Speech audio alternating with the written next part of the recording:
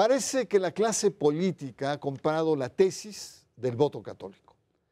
En los últimos años, los cristianos no católicos han crecido de manera notable en México y en América Latina. Su influencia en la vida política se empezará a sentir. En México, los grupos evangélicos, en especial los pentecostales, tendrán gravitación en las urnas. El evangelismo político en las elecciones de 2018, aquí, en Sacro y Profano.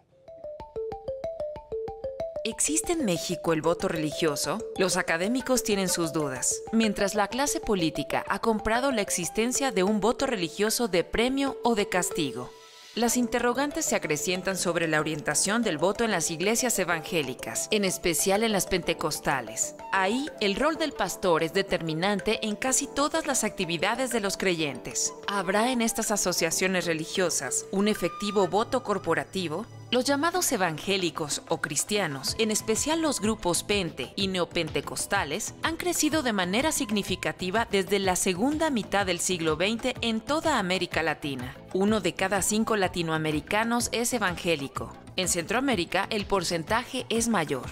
No es casual que el predicador Fabricio Alvarado esté a la cabeza en la lucha por la presidencia de Costa Rica. En Brasil, la bancada evangélica es muy poderosa e influyente, pues cuenta con 90 diputados. Su peso es visible en Colombia, Chile y Centroamérica. En México, el ascenso evangélico pentecostal es notable. Está afincado en los estratos más pobres de las áreas urbanas. Agrupa a sectores excluidos por el Estado, carentes de servicios básicos de salud y educación. Sin embargo, en muchas iglesias pentecostales es notorio el conservadurismo en términos morales y de la sexualidad. El partido Encuentro Social, integrado por iglesias pentecostales, ha sabido capitalizar este sector y ofrece votos en alianza con Morena a cambio de 70 escaños en las cámaras. Hay profundas preguntas sobre las consecuencias de los ascensos políticos del evangelismo político y laicidad del Estado y las libertades laicas. Buenas noches, bienvenidos a Sacro y Profano. Hemos visto en otros programas los llamados evangélicos, hemos analizado a los cristianos protestantes, que son una expresión que engloba a diferentes cristianos e iglesias no católicas. Estos grupos, en especial pentecostales y neopentecostales, han cobrado mucha fuerza, sobre todo a nivel en los sectores populares. Y ahora también están teniendo presencia política y hasta electoral. En América Latina este fenómeno es notable, como lo vimos en la cápsula. Le invito a que analicemos este fenómeno en México y agradezco la presencia de mi colega Carlos Martínez. Dan González, muchas gracias por estar acá con nosotros. Carlos, de entrada, lo hemos visto ya, pero ayúdanos nuevamente a entender. Hablamos de evangélicos como una cosa muy amplia, pero el fenómeno de la politización se da sobre todo en los grupos pentecostales. Ayúdanos a entender esto. Sí, en efecto, Bernardo, en parte porque los pentecostales son la mayoría en el sector evangélico. Algunos han calculado que puede ser entre 70 y 80% de los evangélicos son pentecostales. Sería un porcentaje dominante muy amplio. Hay también varios tipos de pentecostalismo. Está el pentecostalismo histórico, que hace énfasis en la acción del Espíritu en la vida del creyente, como una fuerza transformadora, pero también se expresa para muchos de estos grupos en el llamado don de lenguas. Dentro de estos pentecostales, que son parte de los evangélicos, tenían ciertas características que ahora han mutado con lo que llamaríamos, no tanto quizá pentecostales, sino neopentecostales, que a esto de la acción del Espíritu, el hablar en lenguas, dones de sanidad y demás, le agregan el llamado evangelio de la prosperidad. Son estas mega iglesias. Y a su vez tienen todo un vocabulario estos grupos neopentecostales, neocarismáticos, posevangélicos. Hay una discusión sobre cómo caracterizarlos. Le agregan mucho un discurso de conquista, no solo de conquista espiritual, sino de conquista en todos los terrenos, social, cultural, política. Entonces, es en ese sector dominante donde se da mucho esta expresión ahora de ganar terreno en lo político, para desde ahí hacer crecer el reino de Dios o el propósito de Dios o los valores del reino, en fin, hay distintos vocabularios, pero dijéramos, es en ese sector militante, con un discurso de proclamar, de avanzar, muy militante, a veces hasta muy militante, no solo en el sentido de compromiso, sino a veces hasta en el discurso guerrero, vamos a decirlo así. Muy bien, gracias Carlos por esta caracterización. Son grupos relativamente nuevos que surgen en los años, en el siglo pasado, a mitad del siglo pasado, empieza su expansión de manera notable en América Latina. Cuéntanos, ¿por qué se han expandido tanto estos grupos, a diferencia de otras iglesias históricas, protestantes históricas, y por qué han ganado tanto terreno en el mundo de la política? Brasil, veíamos en la cápsula, 90 diputados. Su candidato en Costa Rica está a punto de ganar las elecciones en abril. Es decir, ¿qué está pasando? Ayúdanos, Dan, para entender. Yo creo que Carlos ha dado un dato importantísimo para comprender el fenómeno que estamos tratando de estudiar en este momento. No es lo mismo pentecostales, llama Carlos históricos, a neopentecostales, poscristianos, etc. Para mí es importante porque el pentecostalismo clásico, digamos, en México tiene su origen hacia principios del siglo XX. Los neopentecostales están precisamente presentándose con más fuerza en América Latina a partir de la segunda mitad del siglo XX. Sin tratar de canalizar la responsabilidad a agentes solo externos, yo sí creo que hay elementos, tanto endógenos como exógenos, respecto de por qué han crecido estos movimientos postpentecostales. En los años 60, el vicepresidente Rockefeller hizo una visita a América Latina y dentro de sus conclusiones, el documento es público, se puede consultar en internet, él reportaba al gobierno norteamericano que la Iglesia Católica ya no era un aliado importante para los Estados Unidos, que había que tratar de exportar una espiritualidad diferente, sin pensar siempre en una teoría de la conspiración. Sin embargo, creo que está suficientemente documentado esto como para pensar que sí hubo una influencia en este asunto, sobre todo dinero. Estamos hablando de toda la movida de evangelismo explosivo de Billy Graham y gente como esta, Billy Graham recientemente fallecido. Incluso perdura en los años 80 con el documento de Ronald Reagan, que se convierte en política pública desde el norte. Insisto, hay elementos endógenos también. Muy bien, tenemos entonces una primera entrada. Primero, cuando hablamos de evangélicos, de cristianos, es una enorme diversidad. No podemos poner a todos, primero. Dos, estamos hablando de movimientos en la perspectiva política pentecostales, pero sobre todo neopentecostales, que a mitad del siglo XX han entrado con fuerza, son grandes iglesias y sobre todo con una vocación de prosperidad, pero también una vocación política importante, de revancha, de conquista. Vamos a ver cómo esto se va a aplicar en el proceso electoral del 2018, sus consecuencias. Estamos hablando del evangelismo político en las elecciones del 2018, aquí en Sacro y Profano.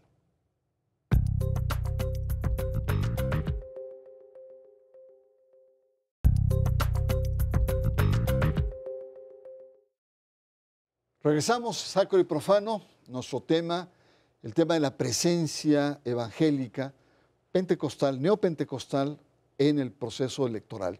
Y como vimos en el programa anterior, se habla mucho de esta irrupción religiosa en los comicios que estamos viviendo. Y en especial ahora queremos enfatizar, subrayar el tema de los neopentecostales en la política. Ayúdanos a entender, Carlos, esta presencia. ¿Realmente son fuertes? ¿Tiene una presencia importante dentro del espectro político los neopentecostales en México? Es reciente y depende de las regiones. Por ejemplo, en algunas partes sí ha sido importante, quizá en el sureste mexicano, en el norte, sobre todo en Baja California. Y en esta coyuntura donde aún un porcentaje relativamente pequeño importa, creo que es donde cobran mayor presencia. En el caso de México, sí tenemos que en estos sectores no evangélicos o posevangélicos, como decíamos en el segmento anterior, está presente mucho esta tentación o esta posibilidad de acceder a lo público y desde lo público llevar a cabo una agenda que se siente que es la que va a cambiar, transformar o hasta redimir a la sociedad mexicana.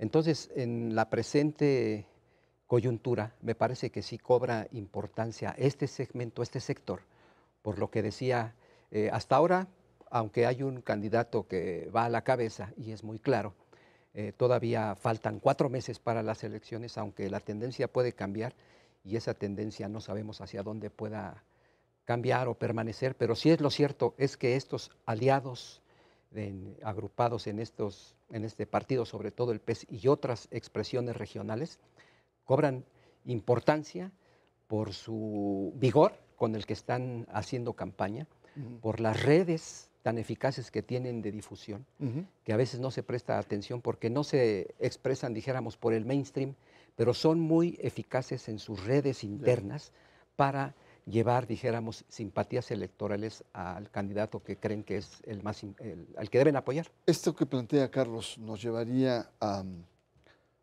pensar que hay un voto evangélico, que podría haber un voto de estos grupos neopentecostales. Es claro que a nivel del voto católico hay muchas dudas por la distancia entre la estructura y la feligresía, pero en muchas iglesias neopentecostales la distancia no es muy grande.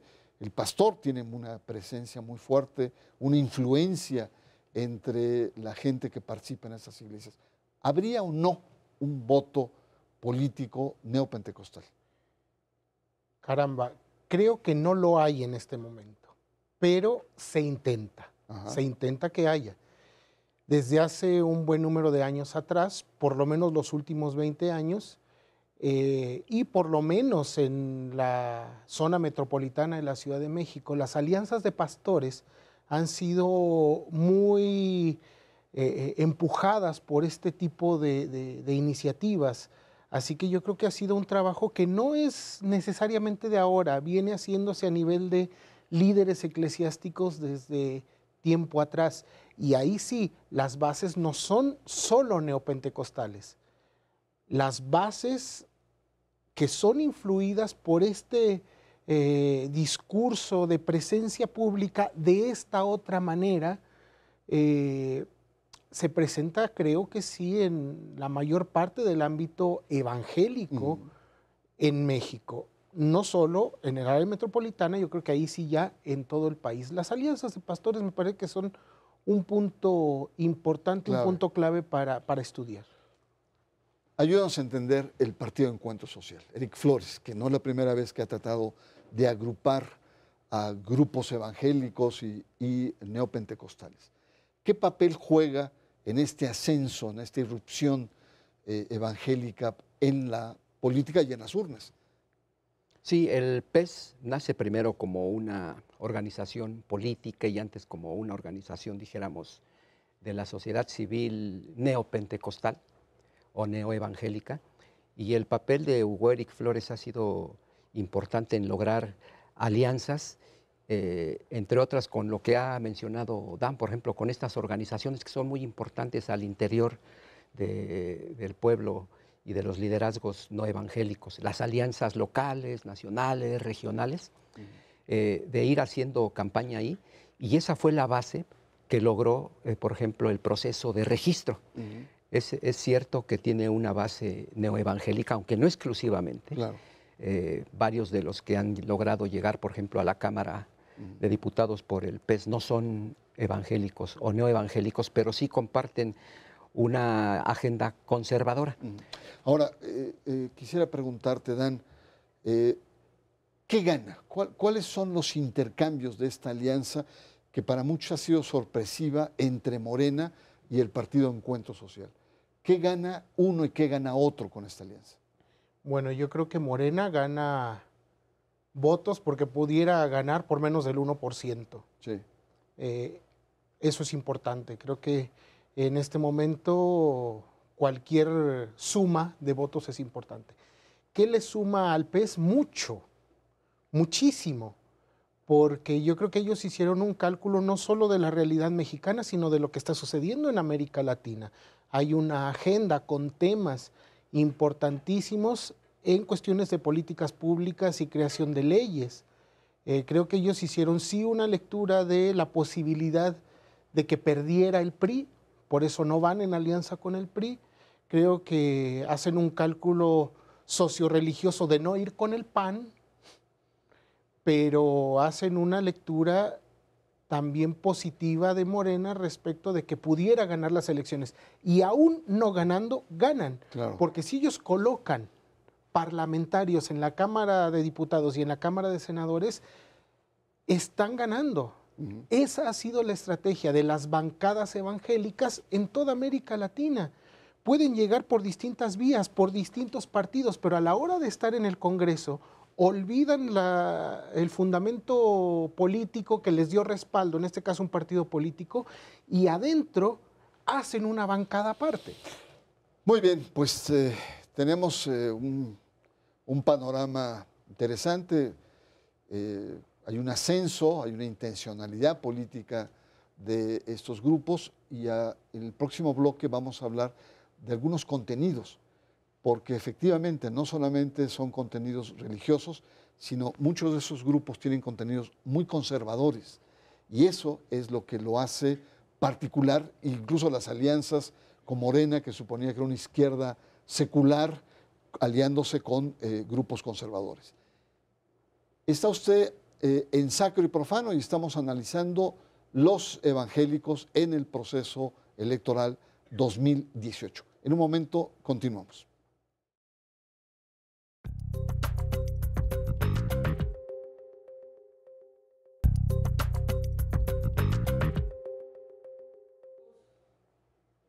El ascenso, la irrupción de grupos evangélicos en el proceso 2018.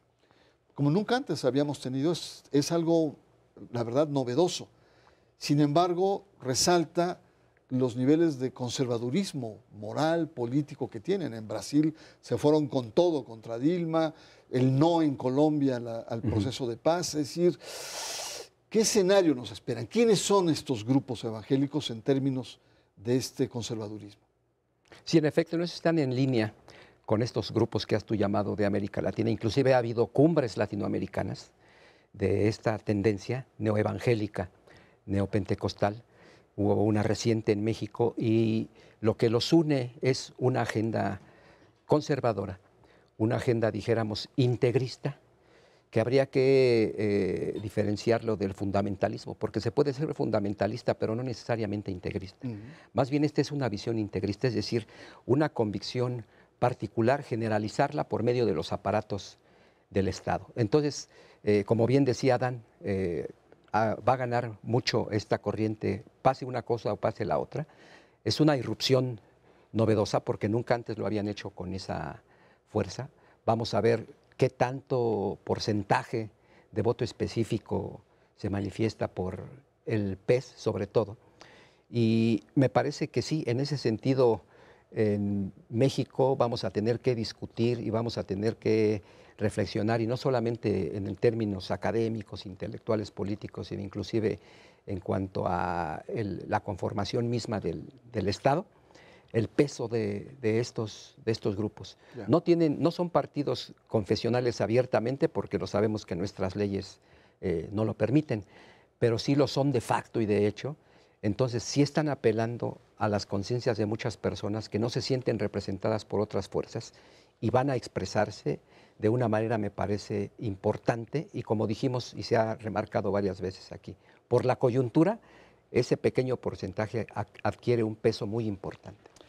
Dan, tú como pastor de una iglesia histórica, te preguntaría, ¿Qué temores, qué esperanzas, qué esperas de esta irrupción que estamos viviendo de los grupos neoevangélicos, neopentecostales en el proceso electoral del 18? Tengo mucha preocupación. ¿Por qué? Porque la clase política mexicana en general ha demostrado hoy un oportunismo impresionante. Y ahí hay un sector de gente evangélica, ¿no?, que está siendo oportunista, que